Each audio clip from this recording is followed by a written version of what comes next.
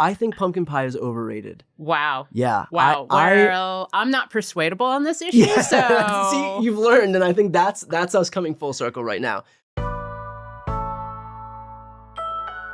It's Wednesday, November 27th. I'm Jane Coaston, and this is What a Day, the show that is not feeling very bad for former New York City Mayor and Trump lackey Rudy Giuliani, who revealed to a judge on Tuesday that he is totally broke and definitely couldn't hand over more of his assets to the 2 election workers he defamed. As he told U.S. District Judge Louis Lindman, "I don't have a car, I don't have a credit card, I don't have cash." Sad. On today's show, some good news in Lebanon, and a conversation about how to have a conversation about politics at Thanksgiving, if you want to. Let's get into it. Tomorrow is Thanksgiving Day in the United States, and many of us will be celebrating with full tables. But for millions of Americans, food insecurity is a daily problem year-round. According to the USDA, roughly 14% of American households dealt with food insecurity at some point during 2023. That means that they didn't know where their next meal was coming from or whether they could afford to feed everyone in their home. That's about 18 million households, homes that probably look very similar to yours. One person who cares a lot about this issue is Stacey Abrams. You know Stacey. She's a politician, voting rights activist, and host of Crooked Media's podcast, Assembly Required. Stacey has spent years talking about how food insecurity impacts communities of all kinds and what we can do about it. She recently chatted with celebrity chef and food activist Tom Colicchio for her show, and we got to discuss what she's learned about food insecurity, why she's passionate about the issue, and what we can do about it every single day of the year. Stacey, welcome to What a Day. Thank you for having me. So you've talked about how food insecurity is an issue that's near and dear to your heart. Where does that passion come from? I grew up in a family that made ends meet, but sometimes it took a lot of struggle, a lot of pulling. Unfortunately, for so many of the kids I grew up with, it was an everyday experience. And my parents, one of the things they would have us do when we were growing up, they would take us to volunteer. And their point was no matter how little we had, there was someone with less. Your job is to serve that person. And so we would go to food banks and soup kitchens. They're like, you guys do know we're poor too, right? But for them, that wasn't the point. It was to serve, to solve the problem, not serve to solve yourselves. And it stuck with me that hunger is one of those fundamental challenges that is both solvable and perennial. Trump announced Brooke Rollins as his nominee to lead the Department of Agriculture, and you've talked on your show before about how the USDA oversees the nation's biggest anti-hunger program, the Supplemental Nutrition Assistance Program, or SNAP for short. What was your reaction to Rollins' nomination, and what impact do you expect her to have on food insecurity in the U.S.? I am deeply concerned about her nomination because she has made her practice of participation in public service around conservative ideology that includes this notion that children aren't entitled to service. And unfortunately, that ethos is what has limited expansion of the food hunger programs for children in schools. She has espoused, or at least seems to be tangential to, this notion of nutrient-dense foods as the only source of food benefit. And the reason this matters, getting nutrient-dense food is hard. There are food deserts. There are entire systems at play to keep us away from nutrient-dense food. And if you make a condition of getting food aid, access to something you are denied access to, you are guaranteeing hunger. And you are doing so under the guise of nobility, but with a very real intention of causing harm to the most vulnerable among us. I also think that there's so much moralizing with food. Like, no one is looking into your Whole Foods cart about your organic potato chips, and yet we are very willing to tell poor folks how to eat and what not to eat in a way that the same people would scream about government overreach if we did the same to wealthier people. And the reason it is so absurd is that the very architects of the systems that are denying access are the ones who are also denying solutions. We know that grocery stores base their locations in part on your census data. So if you don't get included in the census, it can be years. It can be a decade at a time before you can get access to a grocery store. And yet those same communities are often denied full participation in the census. And so you are in these food deserts because the systems that could get you out you're dissuaded from participating. I recently wrote a children's book called Stacey Speaks Up, and it talks about how kids can get involved in this dynamic when a child is denied a school lunch. There's a federal program called the Summer Books Program that could feed hungry children. And yet governors like Brian Kemp and governors like Greg Abbott and Ron DeSantis have refused to accept the money because they say, well, it's not going to be healthy for children, because they think hunger is healthier than having any caloric intake. If you're going to deny the solution, you cannot then, to your point, moralize about why the problem exists. You are either part of the problem or you're part of the solution. And while I am hopeful that Brooke Rollins proves me wrong, her work with the American First Policy Institute suggests that she intends to be part of the problem. And what does Project 2025 say about addressing food insecurity? So there are two big food programs. There is SNAP and WIC. SNAP is the supplemental food aid. It's what used to be known as food stamps. And then WIC helps women, infant, and children. They intend to cut both of those programs. So you're telling the poorest and the most vulnerable that we not only don't intend to help you, we intend to blame you for your lot in life, deny you the benefits that would get you out of that, and then hold you accountable for not having solved the problem on your own. Project 2025 is designed to harm communities. That is its purpose. And the tangential program, which is what Brooke Rollins has led, which is not the same as Project 2025. It's sometimes worse. They've got a bunch of executive orders they've got ready to go.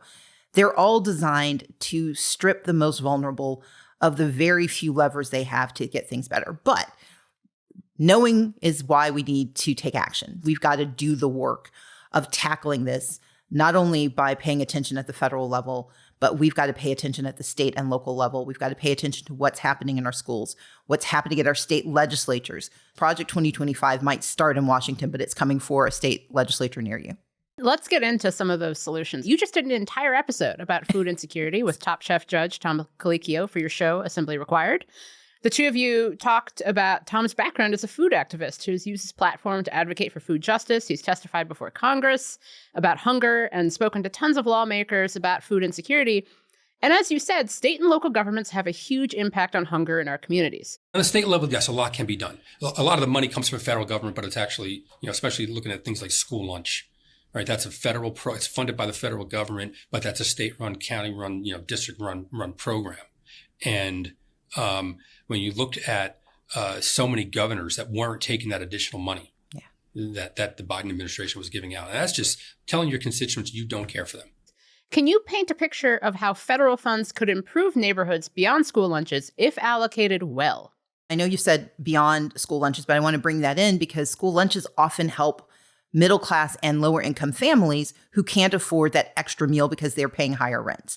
And so while we tend to think of school lunch programs as being purely about the poorest, it's actually what the community is willing to support, because we know that if we had universal school lunch, that would actually reduce cost overall and would reduce prices at the grocery store. You could pay less at the grocery store if kids got to eat, because the cost efficiency of schools buying all of that food actually reduces prices.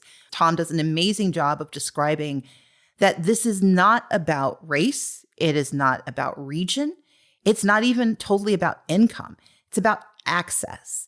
And we have access to opportunities, but we also have impediments to those opportunities that we don't see because sometimes they're invisible or because they're just hard to look at directly. I think that that's something that's so important is, and Tom touched on it, is what food insecurity actually looks like in our communities. This isn't just an issue of poverty because there's hunger in every single county in this country. Yeah. And the difference in America is that it's not like the Sally Struthers commercials that we grew up on. It doesn't look like, hunger doesn't look like that in America, right? It doesn't look like the kids with distended stomachs and flies flying around them. It doesn't look like that. It's your neighbor who is struggling. So how can people like us do their part to help their neighbors throughout the year? Because food banks, a lot of times they get overrun for Thanksgiving and Christmas, but when kids are really hungry? Summer break. Exactly.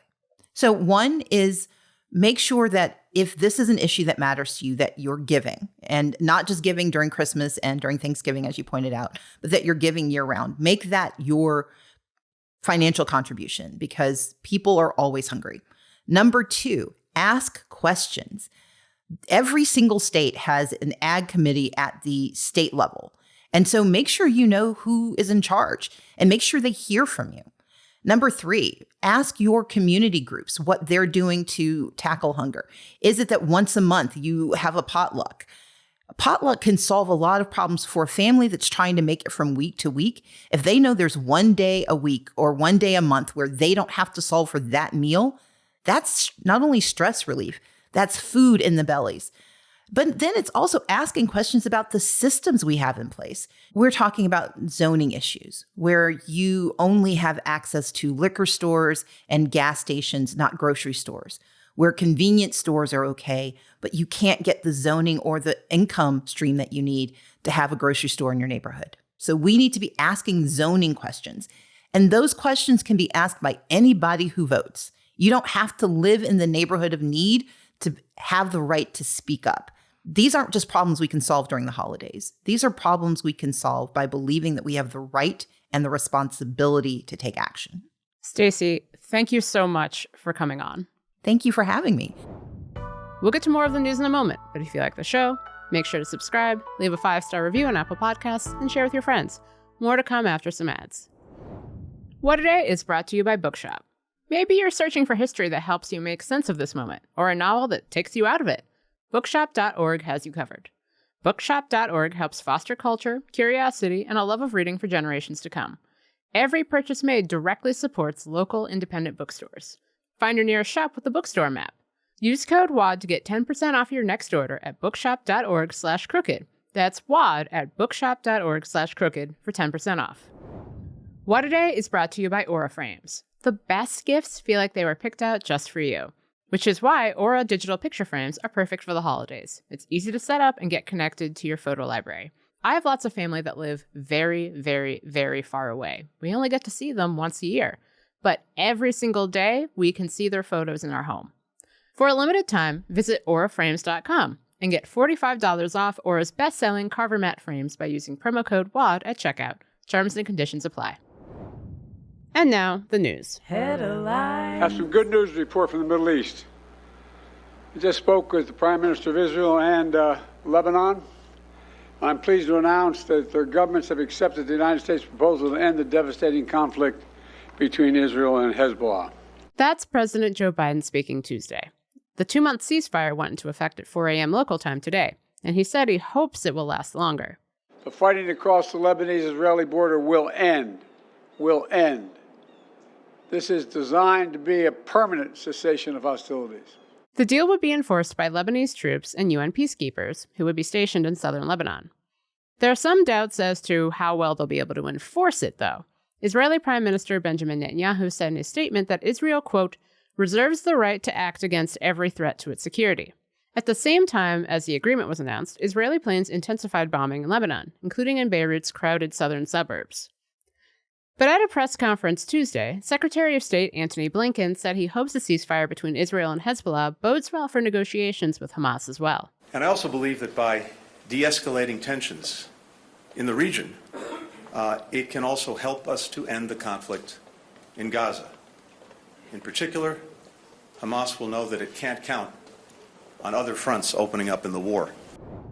President-elect Donald Trump said on Monday that he wants to use his first day in office to enact sweeping tariffs on our 3 biggest trading partners, Mexico, Canada, and China. And since then, the reaction on Tuesday was a mix of concern and a sort of, let's see how this shakes out. On the concern side, Canadian Prime Minister Justin Trudeau said he spoke with Trump Monday night and that they had a good talk. But he also said that he would hold an emergency meeting with other Canadian officials to figure out how to respond. This is a relationship that we know takes a certain amount of working on, and that's what we'll do. One of the really important things is that we be all pulling together on this. Mexico's new president, Claudia Sheinbaum, said she was prepared to retaliate with similar tariffs. On the wait-and-see side, the world stock markets were mostly stable. But if Trump actually does this, the consequences could be huge. We could see higher prices on vegetables, cars, lumber, clothes, beer, electronic equipment, a whole bunch of stuff. I hate that for us. Donald Trump isn't in the White House yet, but there's already a scandal that someone in his inner circle has his palm open for bribes. Shocking. The advisor involved is Boris Epstein, and he was under an internal investigation. That's because he was accused of offering to put in a good word for 2 potential administration picks in exchange for money. One of those potential picks, Scott Bessent, who was nominated by Trump last week for Treasury Secretary. The New York Times reported Epstein offered to promote Bessent in February for a cheap fee of $30,000 to $40,000 a month. That is too much money. Bessent turned the offer down. Trump himself told a conservative website that he was unaware of the allegations. Even Eric Trump chimed in on Fox News Monday, saying he's never seen that side of Epstein, but there will be consequences if he did take bribes. You do not do that under any circumstance, and believe me, there will be repercussions if somebody was. At least one of Trump's lawyers suggested that they cut Epstein's access to Trump. But for now, it doesn't seem like Trump's transition team is taking the advice. Comms director Stephen Chung said in a statement that they're, quote, moving ahead together as a team. The Biden administration says it wants Medicare and Medicaid to cover the cost of big-name weight loss drugs like Wegovy and Zepbound. There's an existing law that prevents Medicare from paying for drugs specifically for weight loss. The administration proposed a way to sidestep that law on Tuesday.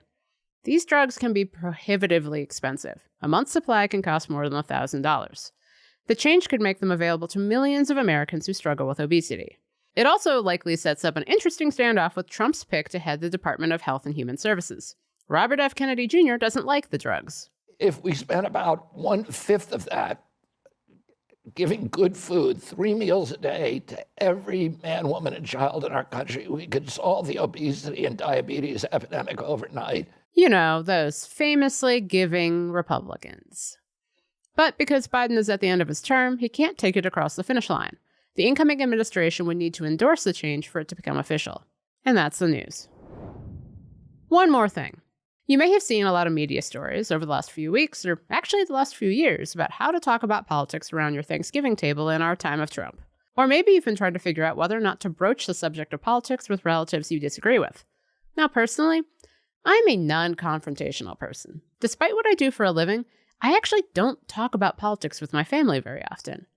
See, I was raised Catholic in Cincinnati, Ohio, where, when it comes to politics or religion or feelings or anything serious, we follow an ancient tradition, best explained by comedian John Mulaney. We keep our emotions right around the solar plexus region, and then we eventually die. So, I'm not the best person to ask about how to talk about politics with your cousin you love so much, but who thinks tariffs are going to bring back the American avocado industry or something. And I'll also say, you can just talk about anything else. Has your cousin seen Wicked yet? Did they sing in the theater?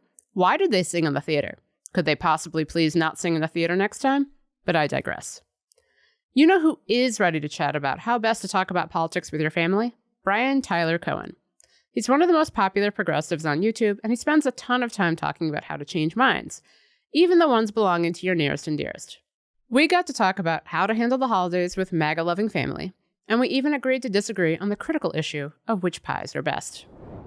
Brian, welcome to What A Day. Thanks for having me. So let's start with you. Do you talk about politics with your family at Thanksgiving? Because I do not. I choose peace and I choose avoidance because I'm from the Midwest and that's what we do. Yeah, well, as a coastal elite, going back to New Jersey for the holidays, it's okay. Like, when I talk to my family, it's not a situation where there's any hostility. At least my immediate family, there's no hostility. We'll talk about it in the sense that it's what I've got to talk about. You know, I've at this point sacrificed so much of my life that it's not really like I can talk about anything other than what was on C-SPAN that day. Right. So I'm kind of forced to in that sense. But there is definitely a limit that I'm willing to talk about politics when I'm off the clock, so to speak. Right. There is something like when you work in this field, people just ask you questions. Yeah. And often it's in Ubers in which I'm like, no, we're not doing this. You have to go earbuds right away. Yep. But then when it's with family, you kind of feel like you need to participate in this conversation. Some sense because of obligation. They're trying to make it work. Has your approach to these conversations changed since 2016? Yes, and I think it's going to have probably the most pronounced change now. And the reason I say that is because now we're entering a period of uncertainty, and I think a lot of people rightfully are worried about what's to come. And so there's a lot of like, well, what about this? What happens with the mass deportations? What happens with women's reproductive rights? What's going to happen with XYZ? And I think this is an instance where I think it's incumbent upon all of us to show a little restraint because we're going to have a lot of nightmarish things to talk about for the next 4 years, way too many for comfort. And so this is an instance where I think that we'll have these opportunities anyway when they come up. So let's not kind of concoct things that haven't happened yet and just get ourselves worked up in advance. Right. So what's your advice for people who do want to have these conversations at the dinner table, but feel unequipped to talk about politics with people who might disagree with them, or also where it's so personal, where it's not like arguing with someone on Twitter, it's arguing with like your godfather? Yeah. How do you have those conversations? Or if you don't want to have those conversations, but you feel like you're forced into them by your extremely combative cousin? Yeah, I think, first of all, I don't think anybody should be forced to talk about something that they don't want to talk about. And if that means that you're not going to be prepared to have a political discussion because you either feel ill-equipped to do so or you just don't want to, that's fine. And you can step aside. But otherwise, I do think, look, the reason that I do my YouTube channel is because my goal is to equip people with some facts that they can bring into these conversations. I think it's going to become more incumbent on people to consume progressive media and to know like what the facts are in terms of pushing back against this stuff. Yeah, I'm curious also because I've done a lot of work on fact checking and found in many times it doesn't work. Like if I explain to a relative that actually tariffs are a tax on the American people and they say, no, it isn't, because they want it to be true that it isn't, it's so hard to get past that. So how do you come in with facts and being prepared, but also recognizing that a lot of times people's political opinions are sadly not very shaped by facts? Right, and they're entrenched in the way that they are. So I think that this is a microcosm for the political environment more broadly. Not everybody is persuadable, and that's okay. And sometimes it's a matter of expending our resources smartly and efficiently as opposed to just wherever we are at any given moment in time. So if we have, I'm sure that there are people out there who have very entrenched family members in whatever political ideology they follow. Some people are not worth expending that energy to try and persuade people if they're immovable. And as is the case with politics more broadly, focus our energy on people who are up for grabs, who are persuadable. And I think that will save a little bit of sanity and probably some holiday dinner etiquette as well. Well, let's close on something that we can all come together around. Why is pumpkin pie so good? Oh man, you picked the one thing that I'm probably not going to be able to no. stand behind. I think pumpkin pie is overrated. Wow. Yeah. Wow. Well, I'm not persuadable on this issue. Yeah. So see, you've learned, and I think that's us coming full circle right now. Sometimes it's not worth it for me to expend my energy on somebody who's immovable, even if just to say that pecan pie is absolutely the best holiday pie there is. There will be more pumpkin pie for me. Brian, thank you so much for coming on. Thanks for having me. That's all for today. If you like the show, make sure you subscribe, leave a review, take your turkey out to defrost because I know you've forgotten, and tell your friends to listen. And if you're into reading and not just about how grateful we should be that we no longer enjoy certain Thanksgiving dishes like turkey aspic and savory cello salads, like me, What A Day is also a nightly newsletter. Check it out and subscribe at crooked.com/subscribe. I'm Jane Coaston, and enjoy the long weekend. I know I will.